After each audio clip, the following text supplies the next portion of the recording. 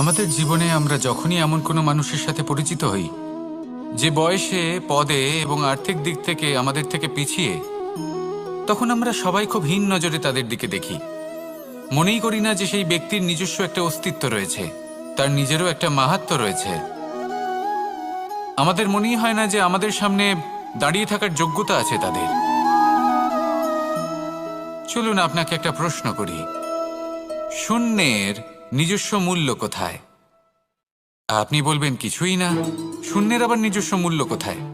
কিন্তু যখন এই শূন্যই কোনো সংখ্যার সাথে এসে যুক্ত হয়ে যায়, কোনো অঙ্কের সাথে এসে যুক্ত হয়ে যায়, তখন তার মূল্য অনেক গুণ বৃদ্ধি পায়।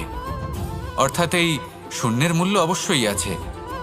আর আমাদের জীবনেও এমন কিছু ব্যক্তি থাকেন, তাদের দেখে মনে হয় যে এদের কোনো মূল্যই নেই। কিন্তু যখন এই ব্যক্তি কারোর সাথে এসে জুড়ে যান, তখন তার মূল্য সেই ব্যক্তির বৃদ্ধি ঘটায়।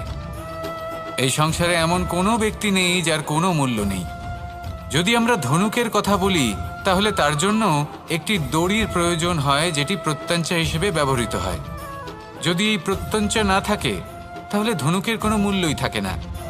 যদি প্রত্যঞ্চা না থাকে, তাহলে ধনুকের অস্তিত্ব অসম্পূর্ণ থেকে যায়। এই সংসারে যে কোনো ব্যক্তি হোক বা যে কোনো বস্তু হোক, প্রত্যেকের নিজস্ব একটি মূল্য আছে। তার সম্মান করুন, সামনে অগ্রসর হন, আর আমার সাথে ভালোবেসে বলুন, রাধা রাধা। সুখ, দুঃখ এবং শক্তি, এই তিন হলো এই সংসারের ত্রিদেবের মতো। আমাদের জীবনে যা কিছু ঘটছে, এই তিনটির ভিত্তির উপরেই হচ্ছে।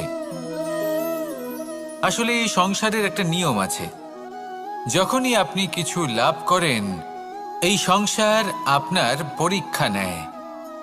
এটা জানার জন্য আপনার পরীক্ষা নেয় যে আপনি যা কিছুই লাভ করেছেন, আপনি কি আদৌ সেটার যোগ্য কি না।